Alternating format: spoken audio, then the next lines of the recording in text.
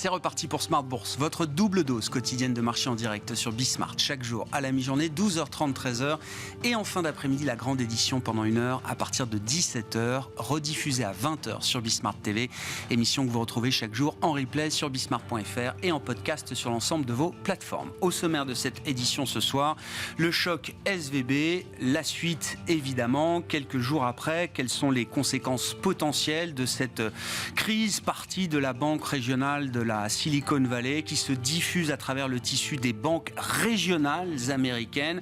Quelles sont les conséquences financières et les conséquences peut-être pour l'économie réelle également aux États-Unis avec un risque de récession qui s'est peut-être rapproché pour l'économie américaine. Ce sera évidemment le sujet de discussion à la une encore ce soir avec nos invités de Planète Marché dans un instant, dans un contexte où les banques centrales doivent être évidemment très attentives à la stabilité financière désormais, sans pour autant lâcher la question de l'inflation. Le dernier rapport mensuel sur l'inflation aux États-Unis pour le mois de février, publié en début d'après-midi, montre que si la situation s'est améliorée par rapport au pic d'inflation qu'on a connu aux États-Unis en juin dernier à plus de 9%, l'inflation américaine reste sans doute à des niveaux trop inconfortables pour les banquiers centraux américains, avec une inflation globale qui retombe à 6% sur un an au mois de février et une inflation sous-jacente qui a du mal à franchement diminuer là aussi sur le mois de février avec une inflation sur un an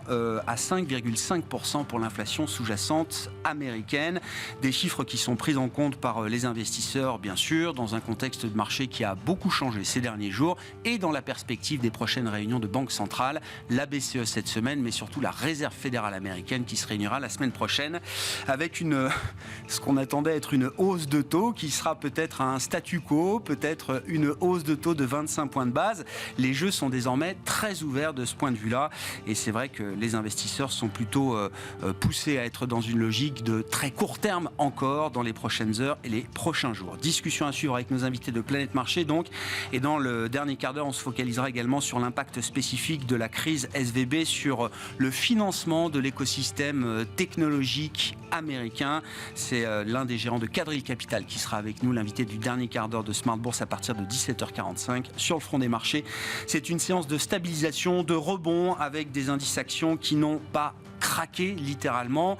On a vu d'ailleurs des niveaux techniques plutôt respectés sur les grands indices boursiers, à commencer par le CAC 40 qui semble vouloir rester pour l'instant dans une logique de range avec un rebond de 2% et plus pour les indices actions en Europe en cette fin de séance.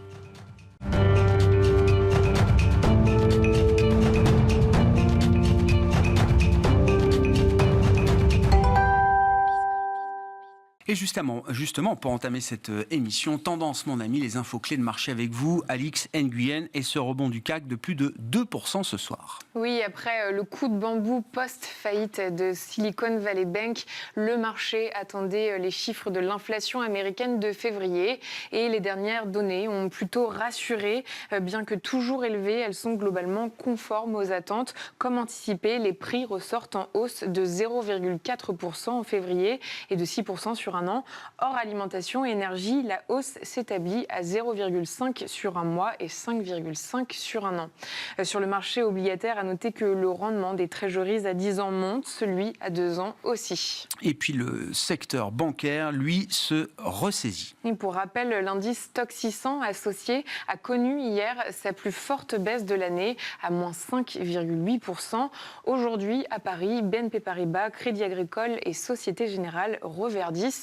Toujours au niveau européen, les secteurs de l'immobilier commercial et des utilities signent les meilleures performances. Unibail-Rodamco, Westfield grimpent.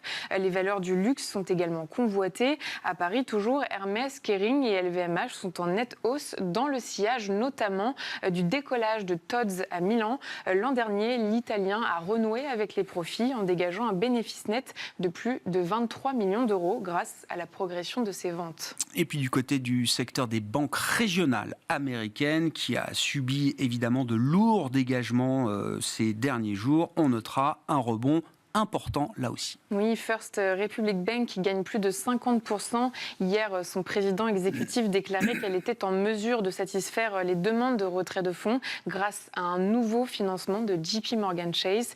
Les banques régionales Western Alliance, Bancorp, Citizens Financial Group, KeyCorp et Comerica Inc. évoluent elles aussi en hausse. On retient également la plongée du groupe de médias BuzzFeed après avoir annoncé hier que la plupart de ses liquidités ou équivalents sont détenus par la banque SVB.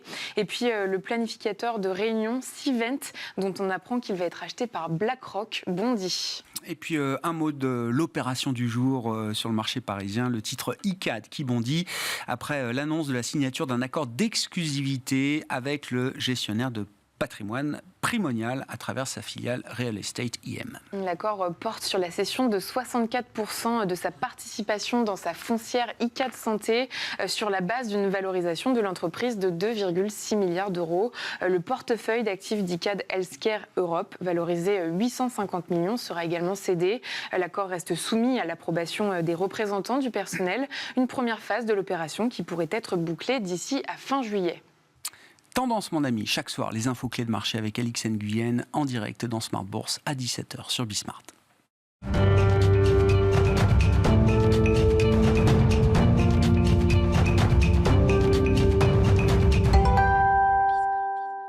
Trois invités avec nous chaque soir pour décrypter les mouvements de la planète marché et suivre la crise déclenchée par la chute de la Silicon Valley Bank ces derniers jours. Nous en parlons ce soir avec Alain Dubrul, directeur de la gestion de Claresco. Bonsoir Alain. Bonsoir Grégoire. Merci d'être là. Merci à Julien Nebenzal d'être avec nous également en plateau. Bonsoir Julien. Bonsoir Grégoire. Vous êtes administrateur d'Advise et Edmund Ching avec nous également ce soir. Bonsoir Edmund. Bonjour. Ravi de vous retrouver. Vous êtes directeur monde des investissements de BNP Paribas Wealth Management. Edmund, comme je le disais avec les invités qui étaient à votre place à la mi-journée, quand on a vécu et survécu à la grande crise financière, dans un contexte de resserrement monétaire historique, il n'y a pas de petite crise bancaire. C'est un sujet de vigilance majeur pour tous les investisseurs qui ont vu leur rythme cardiaque remonter nettement depuis la semaine dernière. Edmund, quels sont les éléments là qui guident votre réflexion en tant que directeur des investissements de BNP Paribas Wealth Management et comment on évalue à ce stade le risque de contagion au-delà du secteur des banques régionales américaines et les conséquences potentielles de cette crise pour l'économie réelle? Mais normalement, le risque de contagion dépend des effets psychologiques, surtout sur les consommateurs, sur les ménages américains. Et malheureusement, c'est quand même un effet qui est difficile à prévoir. Parce que c'est psychologique, ce n'est pas du tout économique. Je pense que la Réserve fédérale a déjà fait plus qu'il fallait faire. Donc, il a fait quand même pas mal de choses. Moi, je pense qu'on parle on dit en anglais moral hazard. C'est vraiment une question. Est-ce qu'ils ont trop fait? Et bon, c'est une bonne question, mais au moins, on peut dire qu'ils ont fait tout ce qu'il fallait faire, au minimum, pour garantir les dépositaires de Silicon Valley Bank et les autres banques, les dépositaires dans les autres banques régionales. Mais est-ce que ça suffit ou pas? Là, c'est la bonne question. Le marché aujourd'hui suppose que oui, à voir. À voir dans les prochains jours. S'il n'y a pas d'effet de contagion, si les ménages, parce qu'on voit déjà que les dépositeurs bougent vers JP Morgan Chase, vers toutes les grandes banques. Donc, quel effet sur les petites banques? Ça, c'est la grande question. Ouais. En principe, ce devrait être possible de faire ça, mais à voir. À voir s'il n'y a pas de vrais effets plus long terme, surtout sur les conditions de crédit, qui va, effectivement, on est sûr qu'ils vont resserrer encore plus dans les prochaines semaines, les prochains mois, qui va, pour moi, provoquer une récession modeste, c'est sûr et certain, aux États-Unis avant la fin de l'année. Il ne faut pas minorer, parce que le problème, Edmund, c'est que là, on découvre des noms de banques régionales américaines qu'on n'a jamais entendus de notre vie. À commencer par Silicon Valley Bank, que j'ai découvert comme beaucoup il y a quelques jours seulement. Il ne faut pas minorer l'importance de ce tissu des banques régionales américaines dans le fonctionnement de l'économie réelle et de la distribution de crédit. Bien sûr, c'est évident. Mais le problème, ça devient maintenant une question psychologique. Et là, honnêtement, moi, j'ai un diplôme dans la psychologie, mais ça m'aide pas. Ça m'aide pas du tout. Prévoir ce qu'ils vont faire, le peuple américain. Est-ce qu'ils vont rester chez les banques régionales ou est-ce qu'ils vont retirer tout leur argent? Et c'est une vraie question parce que, par exemple, les fonds monétaires, on a un rendement de quasiment 4,7% en ce moment. Donc, pourquoi rester chez une banque régionale quand on peut quand même investir dans les fonds monétaires à 4,7% et on est tranquille? Sur la réponse des autorités américaines, vous le dites, pour l'instant, la Fed a fait plus que nécessaire, même peut-être, Edmund. Potentiellement. Ils ont choisi un schéma, alors qui n'est pas le schéma de... On laisse tomber tout le monde, type Lehman. Je crois que tout le monde a été vacciné par rapport à ça. Non, mais c'est déjà un premier renseignement, quand même. Exact. Et ils n'ont pas été non plus dans l'idée du bail-out général où on sauve les déposants, les actionnaires, les créanciers et les patrons de la banque. C'est pas ce schéma-là non plus qui a été choisi. Je pense que les patrons de la banque, ça va quand même. Ils ont bien gagné leur vie entre-temps. On va pas mais c'est vrai pour les actionnaires et pour les déteneurs des obligations, des obligations d'entreprise, c'est primordial qu'ils perdent de l'argent. Parce que c'est comme ça fonctionnent les marchés. Voilà. C'est normal. Oui. Donc il y a quand même l'idée qu'il faut une sanction aussi. Ah oui. Et que c'est le coup du capitalisme. Quand tout va bien, on est prêt à recevoir les dividendes et les profits. Mais désolé, mais quand les choses ne vont pas bien, il faut souffrir aussi. Ça fait partie du jeu. Du point de vue de la Fed, qu'est-ce que ça change, Edmund? On vient d'un monde, il y a encore quelques jours, où Jérôme Powell lui-même plaidait la possibilité d'un taux terminal plus élevé et même d'un retour à un rythme de hausse de taux de 50 points de base dans la perspective de la prochaine réunion de politique monétaire le 22 mars. Aujourd'hui, alors il y a quelques brokers qui se distinguent, mais je cite l'exemple de Nomura, non consensuel, qui nous dit ce sera... pas une hausse de taux, ni même un statu quo la semaine prochaine. Ce sera une baisse de 25 points de base. Ouais, là, je pense qu'ils exagèrent un peu quand même. Le marketing est un peu trop pushy. Voilà, mais cela dit... Non, mais ça montre bien que le changement a été quand même radical. Le changement est quand même radical. On voit ça dans les obligations souveraines à 2 ans. Ouais. On a passé de 5,10, combien aujourd'hui? On a passé à 4, et maintenant on est à 4,30. On a quand même baissé de 0,8% en 2-3 jours. C'est quand même... une volatilité énorme qu'on n'a quasiment jamais vue à l'histoire. Donc là... Donc oui, il y a des chances que la trajectoire de la politique monétaire soit différente. Oui, mais aussi, c'est pas que les taux d'intérêt. Il faut parler aussi de la réduction de bilan. Pour moi, c'est fini. Le quantitative tightening, vous êtes d'accord avec Nomura, alors Nomura, ils disent QT, c'est stop, au moins divisé par 2, quoi. Ouais, c'est compliqué de continuer avec cette politique au moment que on sait bien que des choses qui se cassent. En ce moment, on dit toujours que normalement la Réserve fédérale resserre le taux jusqu'au moment qu'il y ait quelque chose qui se casse. Mais bon, voilà, quelque chose s'est cassé. Est-ce que whatever it takes until something breaks. Est-ce que c'est suffisant, effectivement, pour changer la fonction de réaction de la Réserve fédérale américaine? Vos éléments de réflexion là, sur ce qu'on vit depuis quelques jours sur les marchés. Déjà, effectivement, on a potentiellement une crise bancaire. Donc, ce qu'il faut vraiment éviter, c'est les questions, le manque d'oxygène, le manque qu'il n'y ait plus de sang dans les artères. Donc là, la Fed arrose, elle protège les déposants. Elle s'assure qu'il y a une continuité du système bancaire. Ça, c'est très important. Et je pense que là, c'est fait à peu près. Maintenant, il y a des dommages collatéraux immédiats. Il y a quand même des actionnaires de cette banque qui ont perdu de l'argent et des obligataires. Donc, il peut y avoir des trucs qui vont refaire surface dans les 2 prochaines semaines. Tiens, au fait, on avait une exposition à ces gens-là. Ah bon, vraiment? Même peut-être des banques européennes, on ne sait jamais. Vous vous souvenez, à l'époque des subprimes, des banques qu'on croyait complètement immunisées contre tout ça. Finalement, ça ressurgissait de manière un petit peu des fonds de la cave. Mais ah oui, en fait, tiens, bon. Donc, il peut y avoir des effets, des gens qui vont dire que dans les 2 prochaines semaines, finalement, on a une petite paume sur ce truc. Ah oui, bon. La troisième chose, c'est que effectivement, il y a ces mouvements de tectonique des plaques, les clients qui vont retirer leurs actifs de ces banques-là pour aller vers les grandes banques. Bon, à la limite, pourquoi pas, ça ne va pas forcément bouleverser l'économie américaine, mais quand même, il faut faire attention à ça.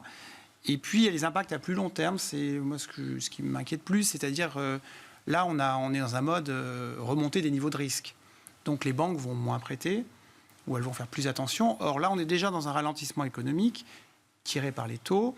Et le risque, en fait, c'est que, certes, on a remis de l'oxygène tout de suite, mais que l'oxygène de long terme, c'est-à-dire la distribution de crédit, soit plus stricte, plus restreinte. Et c'est ça qui pourrait finalement ralentir l'activité et peut-être aussi le consommateur qui est plus prudent. Ça reste à voir. C'est pour ça que je pense que... Et en même temps, C'est-à-dire tout ce que cherche à obtenir la Réserve fédérale américaine, c'est un resserrement des conditions financières, un resserrement des conditions de crédit et de la distribution de crédit. Là, c'est une crise bancaire qui va lui offrir finalement cette victoire d'une certaine manière. Et en même temps, on voit que l'inflation, elle est encore toujours là. Ah oui. Attention.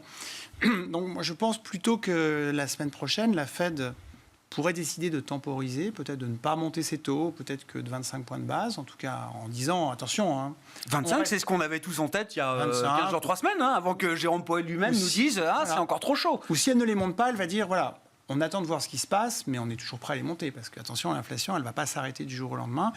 Et je crois plutôt qu'elle va plutôt agir du côté du tightening, c'est-à-dire faire en sorte que, justement, les banques, en fait, on ne veut pas qu'elles arrêtent de prêter.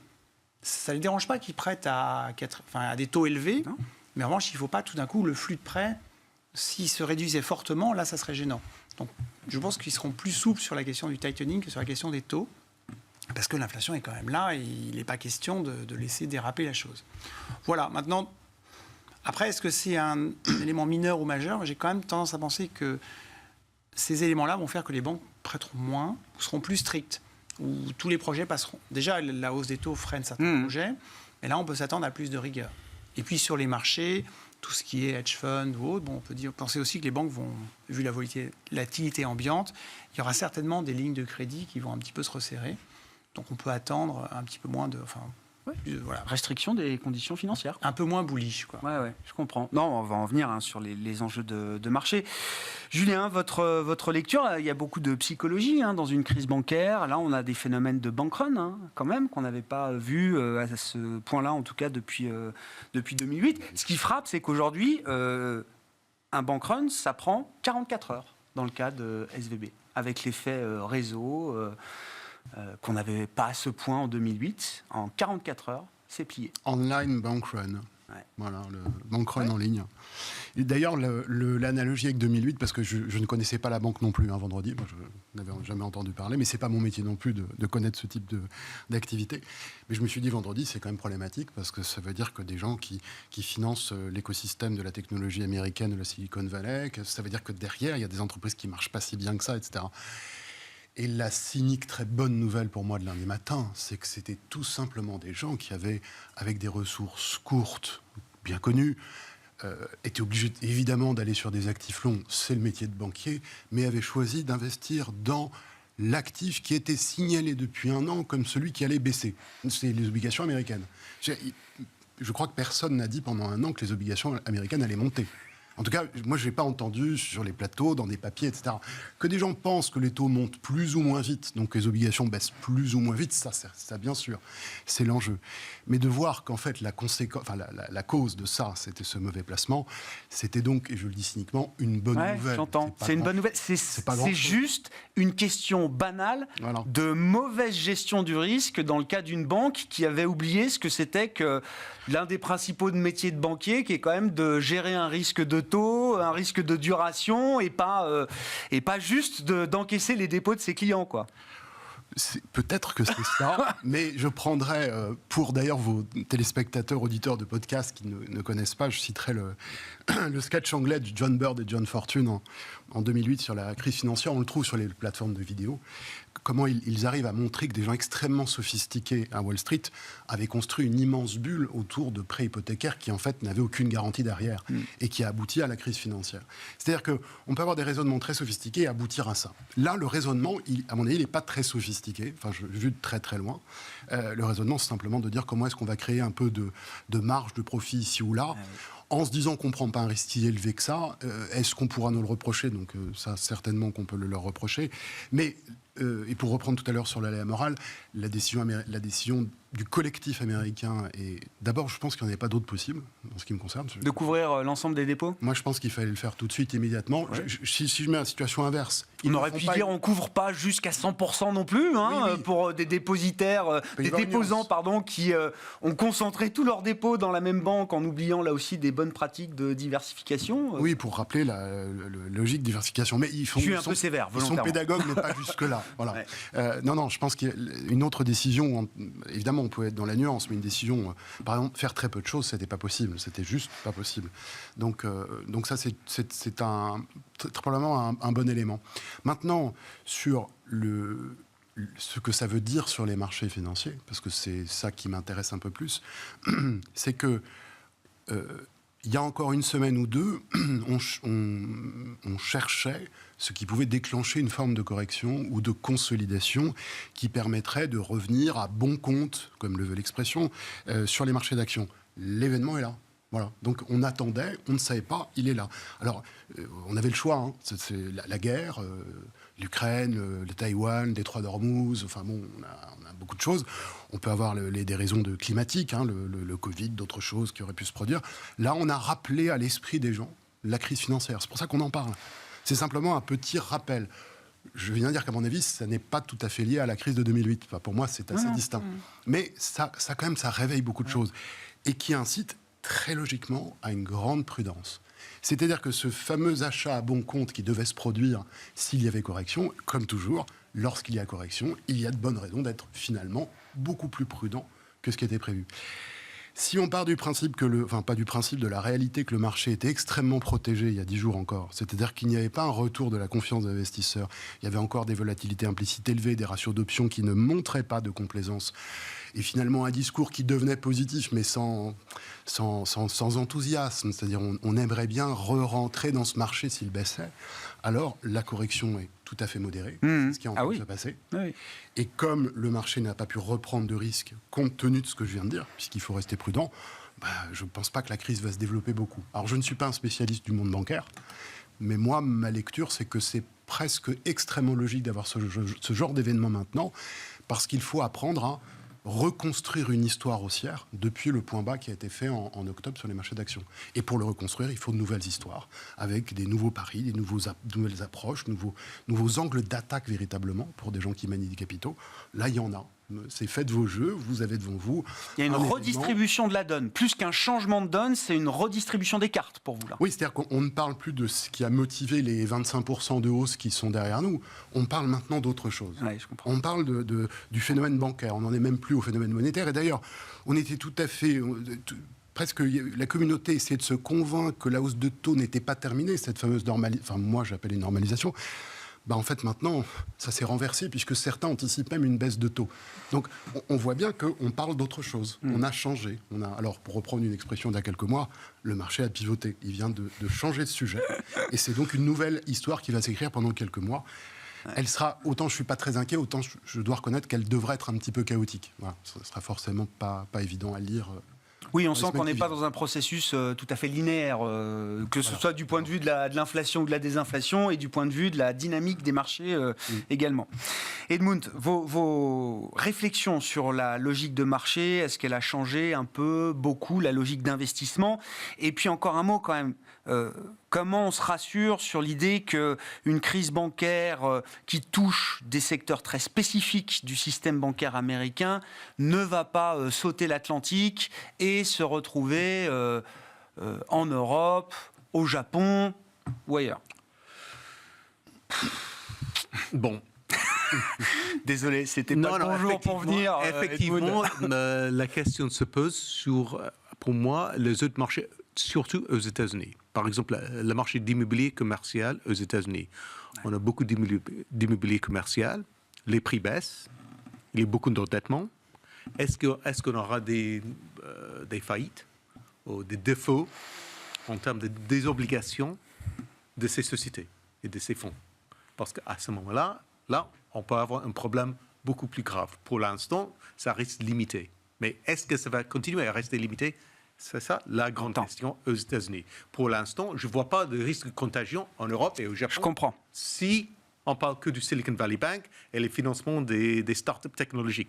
Mais si on commence à parler du marché d'immobilier commercial, qui est quand même un énorme marché, avec beaucoup d'endettement, là, on peut avoir des effets pas seulement aux États-Unis, mais aussi en Europe et en J'entends. Asie. Donc c'est à travers l'immobilier commercial américain qu'il y a un risque de diffusion Voilà. globale Exact. de Parce que ce c'est marché- stress et de ce déclencheur qu'a été la crise Exact, parce que SVB. c'est un marché beaucoup plus important bien sûr. là-bas, mais aussi en Europe. Ouais. Donc, pour l'instant, ça va. Mais est-ce que ça va, ces marchés vont rester calmes ou pas? Là, on ne sait pas. On sait pas encore. Moi, je suis optimiste. Je pense que oui, mais on ne peut pas être sûr à ce moment-là.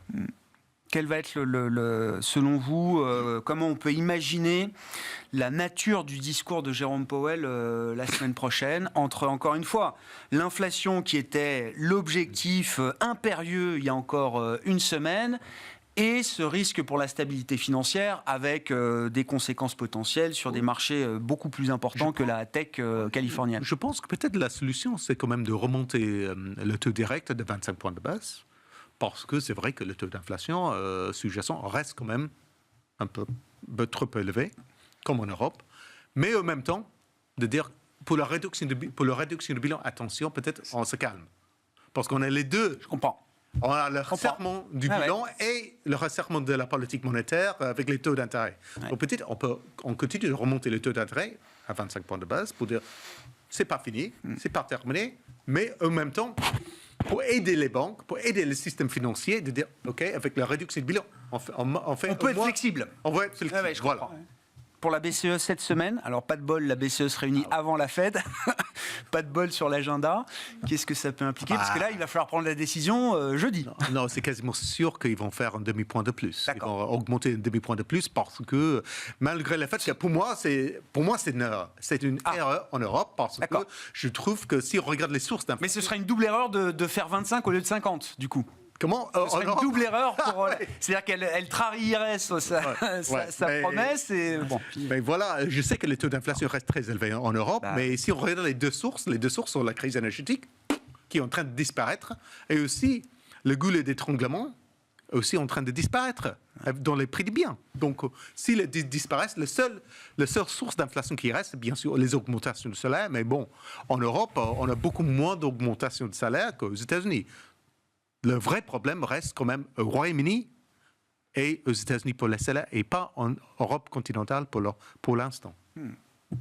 Oui, sur la BCE, elle va faire l'erreur de 50 points de base cette semaine. Alain, vous dites ça? Dans les 50, c'est plié, elle l'a dit, elle le fera. Oh, bah attends, Non. nous avons l'intention en juin dernier, pour le lift-off des taux, nous avons l'intention de commencer avec 25 points de base. 15 jours après, c'était 50. Hein. Elle serait derrière la Ah Fed, bah, à la désolé, rigueur, mais- que peut-être elle pourrait mettre Bon. de l'eau en son vin, mais dans les 50, elle va les faire, ça j'en suis assez convaincu. Bon, rappelons aussi que la question des banques américaines, ce qu'on a vu, c'est que les banques régionales n'étaient pas réglementées de la même façon que les banques de grande taille. En Europe, c'est pas comme ça que ça marche. Donc, bon, même si on n'a pas tout l'écosystème tech, la probabilité qu'une banque européenne soit assujettie à ce genre de difficultés est beaucoup plus faible. Donc, je dirais à ce stade, en tout cas, par rapport à ce que la BCE a dit dans les dernières semaines, les événements américains sont suffisamment lointains, en tout cas pas assez prégnants pour que ça change quoi que ce soit à la BCE. D'autant plus qu'en Europe, contrairement aux États-Unis, peu de gens ont des portefeuilles boursiers. Donc les turbulences sur le portefeuille, c'est pas ça qui impacte la consommation, alors qu'aux États-Unis, ça peut être un sujet. Donc là, oui, elle va les monter de 50 points de base. Et puis après, je pense qu'elle fera comme la Fed, ça dira, bon, on va voir ce qui se passe, blablabla, mais bon, a priori, ça ne me paraît pas, bon, c'est un non-sujet, a priori. Mais effectivement, juste par rapport à l'euro-dollar, on peut penser que comme la BCE va rester assez ferme, tandis que le dollar pourrait, enfin, que les États-Unis pourraient être un petit peu plus souple, ça devrait normalement favoriser une vigueur de l'euro dans les prochaines semaines. Et sur le risque de diffusion de cette crise bancaire régionale américaine à un secteur bancaire européen ou japonais, je cite l'exemple japonais parce que les banques japonaises ont été un peu sous pression ces dernières heures et ces derniers jours. La BOJ est intervenue sur le marché equity au Japon. Voilà, c'est business as usual, mais bon. Il y a un effet de halo, évidemment. Dans les banques japonaises, le risque de taux, il est dans la tête de tout le monde. Maintenant, ce qu'on disait tout à l'heure, ça c'est plus à moyen terme, mais la difficulté, c'est que les taux ont monté. Et pour l'instant, on voit que sur l'inflation et tous ces facteurs-là, ça met du temps à freiner. Donc là où les hausses de salaire, ça prendra du temps, notamment aux États-Unis. En Europe, la vraie question, c'est est-ce que l'emploi va être toujours aussi tendu? parce que c'est un des éléments qui tire l'inflation, au-delà de c'est un pays type Belgique où il y a des indexations automatiques, donc là, ça finira par reculer. Mais la difficulté au niveau des taux, c'est qu'il y a certains éléments de la hausse des taux qui vont prendre du temps.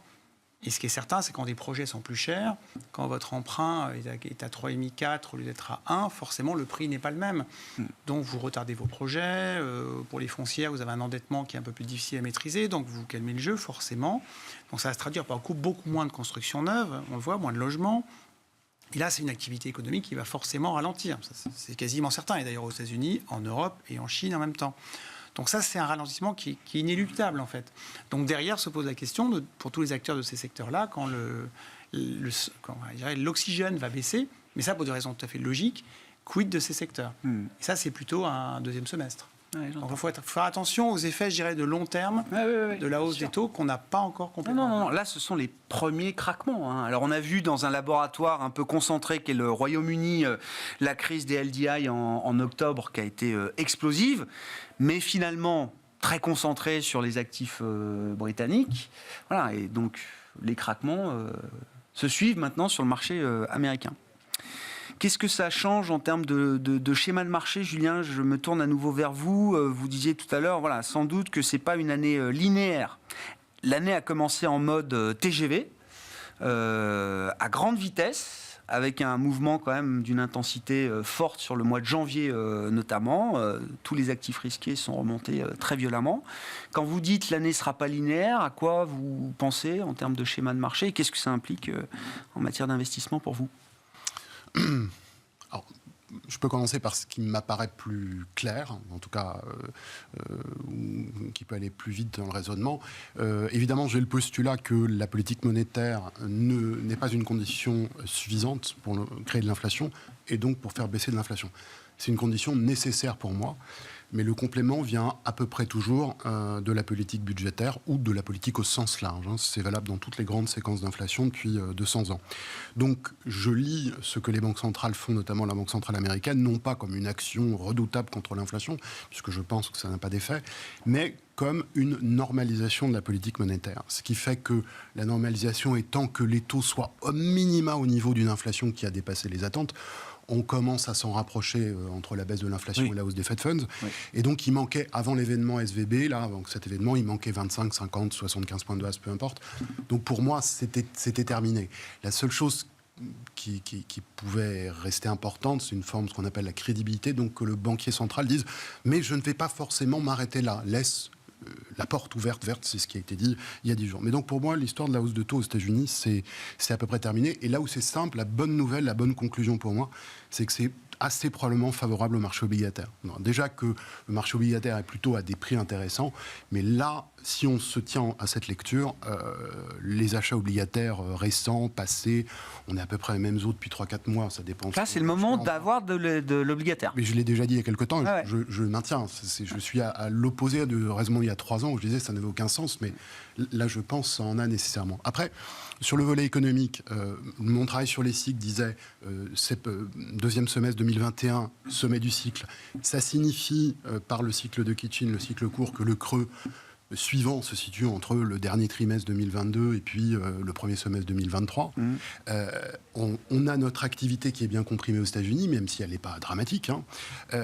Dans le cycle qui est devant nous, le redressement vers les 2 années de croissance, il est très lent.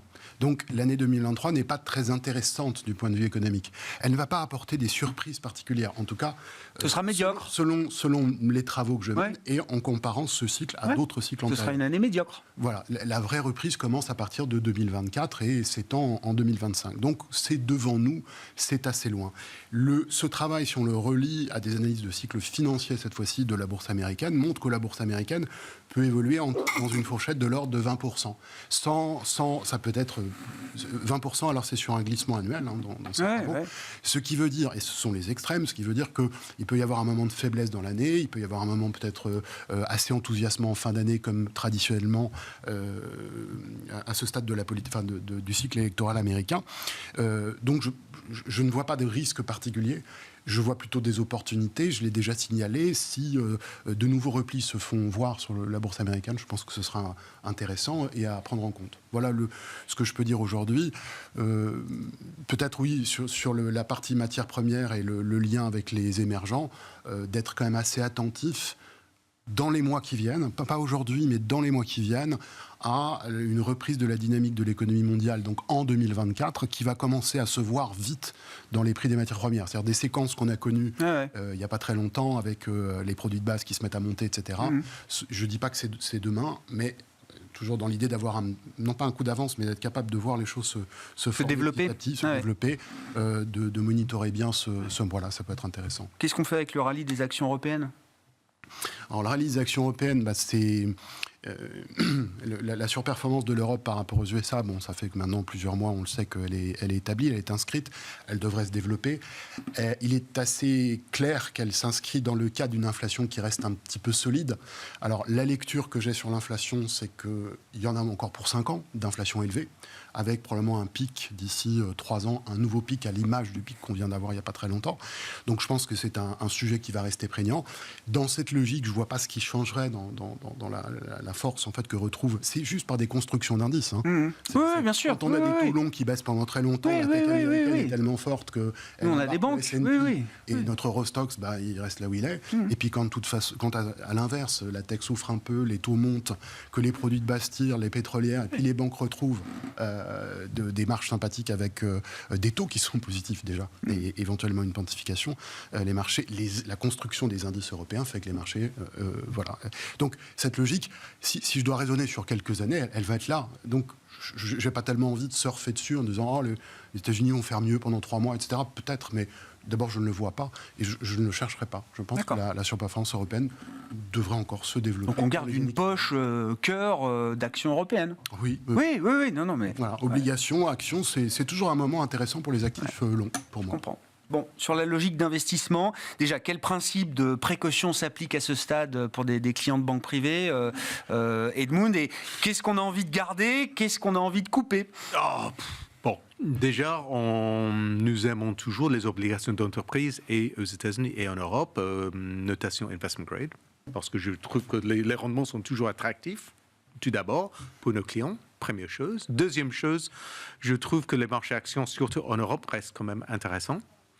Parce que c'est vrai qu'un moteur de l'inflation en Europe, c'est quand même les sociétés. Les profits, les marges. Voilà, c'est vrai, les marges de Nestlé, par exemple, ou Unilever, qui ont remonté le prix moyen de 13 à 14% sur l'année glissante. C'est n'importe quoi. Mais bon, c'est très bien pour les profits à court terme. À long terme, je m'en doute que ça peut continuer.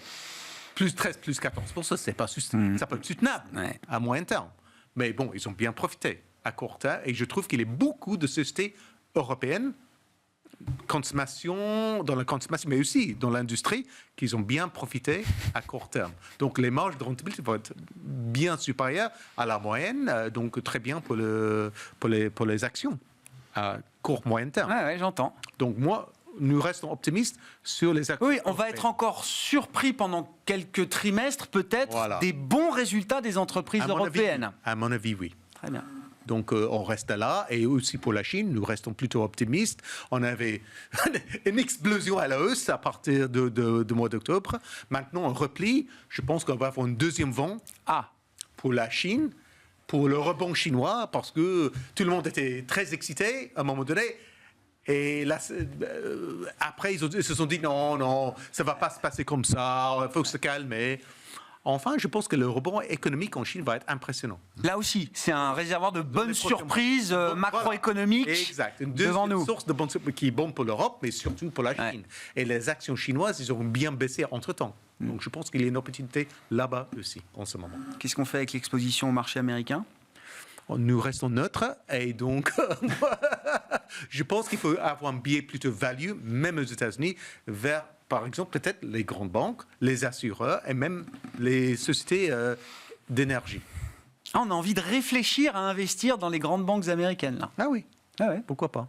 Je comprends. Bah, ils viennent de gagner beaucoup de clients à 0 frais pour l'instant.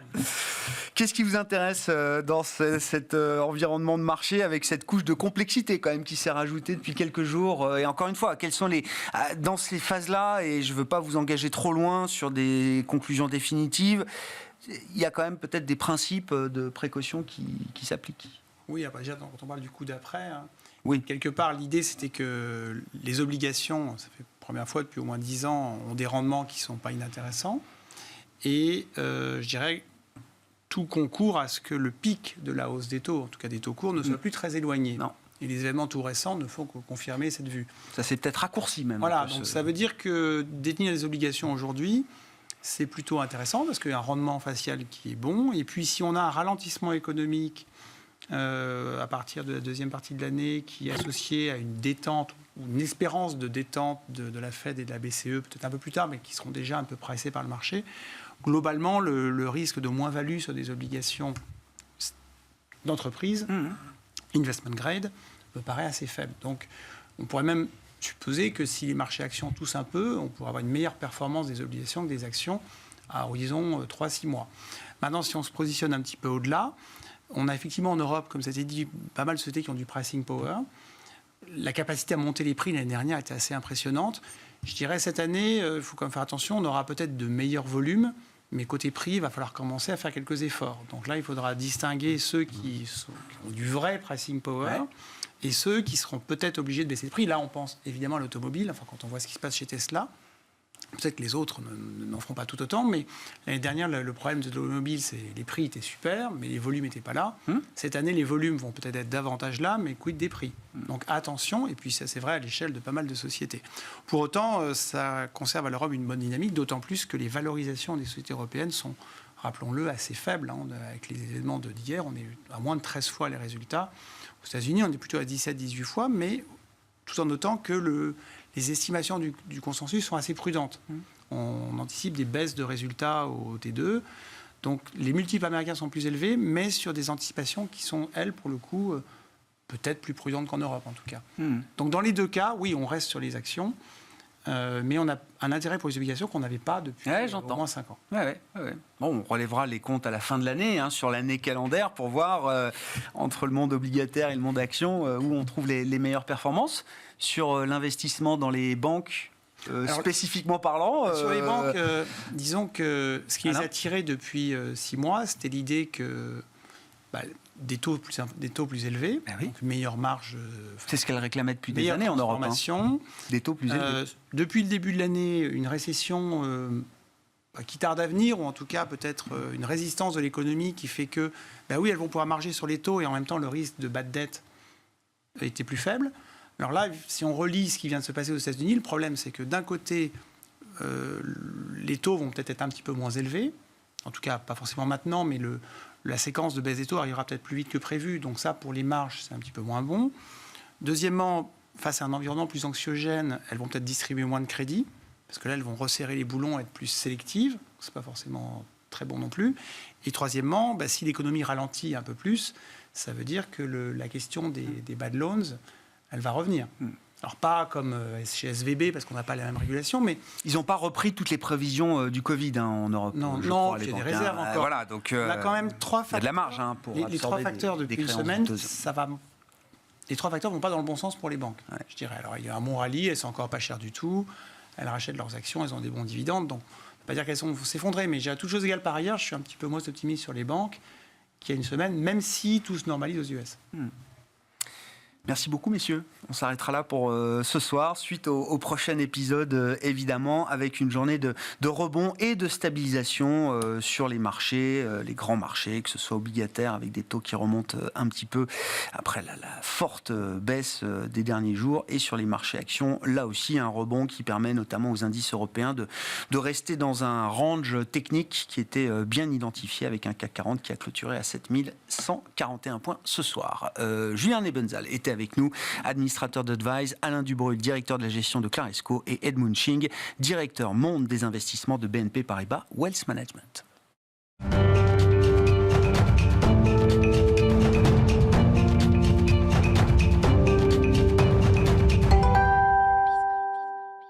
On poursuit notre discussion à travers ce quart d'heure thématique sur le choc SVB et ses conséquences, notamment pour l'écosystème tech américain et donc mondial, et le financement de cet écosystème technologique et du capital risque américain, avec un spécialiste de la tech et de l'investissement dans la tech, Jean-Edwin Rea, qui est avec nous en plateau. Jean-Edwin, bonsoir. Merci beaucoup d'être là. Vous êtes gérant chez Quadrille Capital. Quelques commentaires, quelques réflexions sur ce moment qu'on est en train de vivre, et c'est ce que je disais en introduction de l'émission tout à l'heure. Quand on a survécu à la grande crise financière, quand on connaît le contexte de resserrement monétaire historique que mènent les banques centrales depuis 12 mois, il n'y a pas de petite crise bancaire. En tout cas, dans ce monde-là, c'est un point de vigilance évidemment majeur pour l'ensemble des investisseurs qui ont vu leur rythme cardiaque remonter d'un cran ces derniers jours. Moi, un truc qui me fascine, c'est avec l'effet réseau en 2023 par rapport à 2008, c'est qu'une banque de taille intermédiaire, 16e banque du pays, SVB, c'est un tiers de Lehman. À l'époque, un tiers du bilan de Lehman, en 44 heures, c'est plié. Ouais, c'est clair. Après, d'abord, c'était une banque beaucoup plus petite il y a 2 ans. Elle est passée de 60 milliards à 176 milliards de dépôts à cause de l'énorme vague de financement tech qui est arrivée suite en fait à la pandémie. Et ils n'ont pas su gérer, je pense, cet excès de liquidité. Ils ont été pris de court ? Ils ont été... Non, enfin, il faudrait revenir un peu en arrière. SVB, c'est une banque qui a 40 ans et qui avait beaucoup plus le profil d'une banque community bank, presque une coopérative bancaire.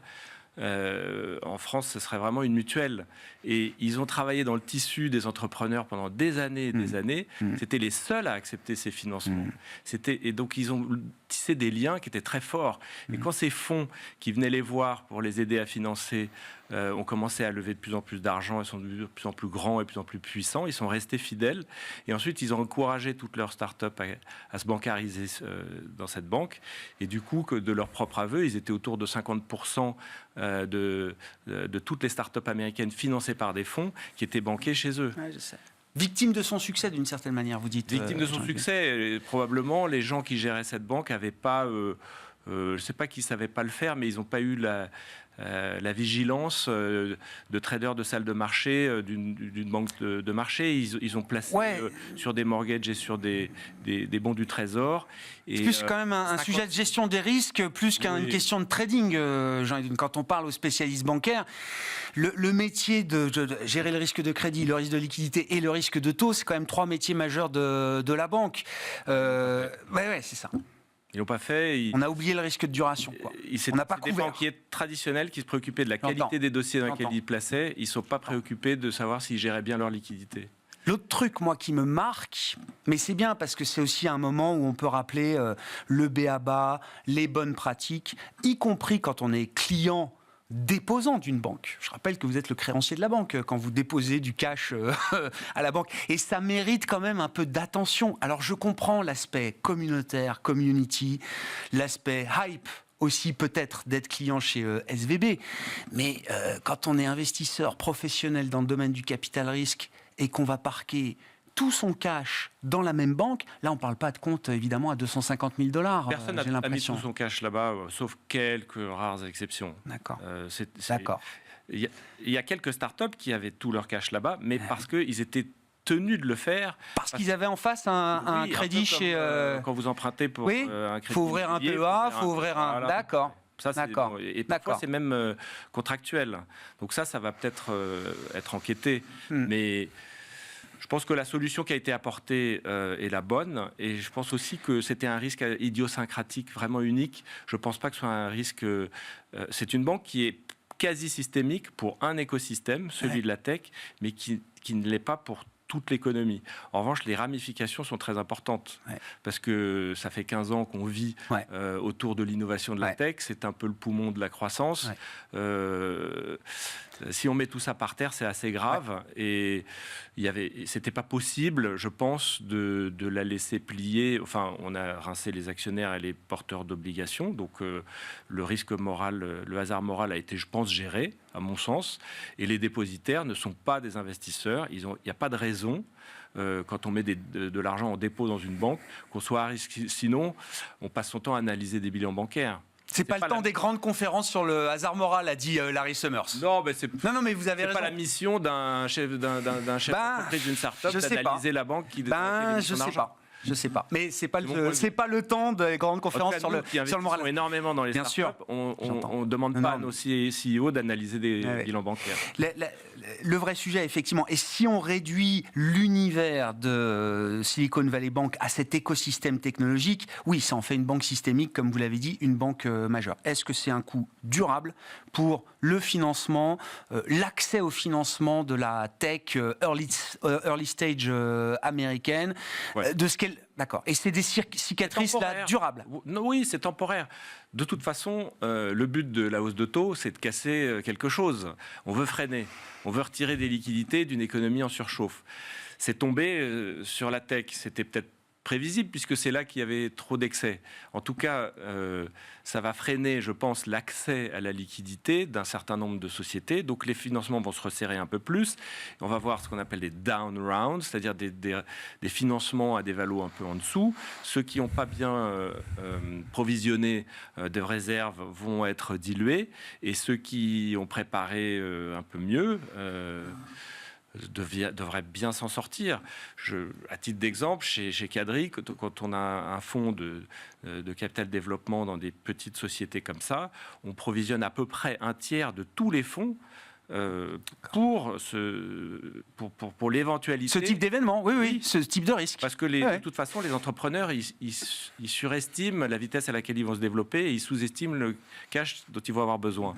Donc quand un choc systémique arrive, c'est aussi une opportunité. Oui. Et d'ailleurs, tout le marché du secondaire dans le non-coté s'active énormément. C'est-à-dire donc, il y a déjà des affaires à bon compte, là. Il y a déjà une forme d'opportunisme de la part de certains acteurs. En ligne individuelle, il y a déjà, depuis 6 mois, des choses à vendre qui circulent. Mais il faut réfléchir un peu. C'est tellement l'opposé, c'est le miroir des marchés cotés. Dans les marchés cotés, vous avez... Je donne un chiffre, mais c'est peut-être 95-98% de toutes les transactions, c'est du secondaire. C'est tous les jours des gens qui s'échangent des actions. Et c'est 2% de primaire. Dans le marché non coté, c'est l'inverse.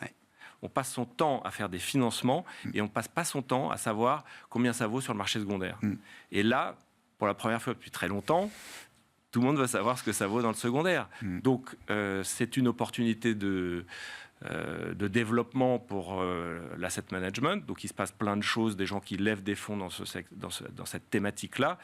Mais c'est aussi très important parce que comme on a levé beaucoup d'argent, beaucoup plus que d'habitude dans cette industrie de CapDev et de VC, on a besoin maintenant de trouver des formes de liquidité pour, je pense, soulager un petit peu tout un groupe d'investisseurs qui ont besoin de réaliser un peu. Mais bien sûr. Donc on est très très actif là-dedans. Et en plus, vraiment, les prix sont très attractifs. Donc c'est pas une mauvaise idée de faire un tour. Comment on essaie... Alors déjà, parce que les alertes sur la tech, le pic du Nasdaq, c'est novembre 2021. La tech non rentable a chuté de 110-80%, et on en a parlé ensemble, Jean-Edouard. Ça, c'est pas nouveau. Est-ce que les acteurs, à la fois investisseurs et les startups de cet écosystème, se sont quand même préparés, ont eu le temps de se préparer pour absorber un choc comme celui qu'on connaît avec la chute de SVB? Certains oui, certains non. D'accord. Comme toujours, mais... Moi, j'investis le Disruption Fund, j'investis à mi-chemin, en fait. Je ne suis pas dans les GAFA, un tout petit peu, et je ne suis pas dans les startups. Je suis dans les sociétés cotées en bourse qui sont des small et mid-cap et qui ont, elles, déjà levé pas mal d'argent. Et depuis plus d'1 an, on a fait des filtres de telle sorte qu'on a quasiment que des sociétés qui sont free cash flow positives. En fait, les seules qui ne le sont pas, c'est les boîtes de biotech, qui de toute façon ne peuvent pas l'être avant d'être approuvées. Mais... pour elles, c'est une opportunité dans la mesure où un de leurs vecteurs de croissance, c'est la croissance externe. Et ça coûtait trop cher, la croissance externe, il y a 2 ans. Là, c'est plus le cas. Aussi, une une flopée de startups très très bien financées constitue une menace constante, oblige les sociétés un peu plus grandes à surdépenser, à faire plus de marketing, à accentuer en fait leur développement, parfois un peu trop à risque aussi. C'est moins, enfin la productivité de dépenses n'est pas terrible. Là, c'est tout l'inverse. Ouais. Donc autant on voit des chiffres d'affaires ralentir sur un grand nombre de secteurs comme le cloud par exemple, mais alors on voit aussi la rentabilité sensiblement augmenter. Ouais. Donc les marges de free cash flow, elles ont pris, pour beaucoup, elles étaient assez faibles.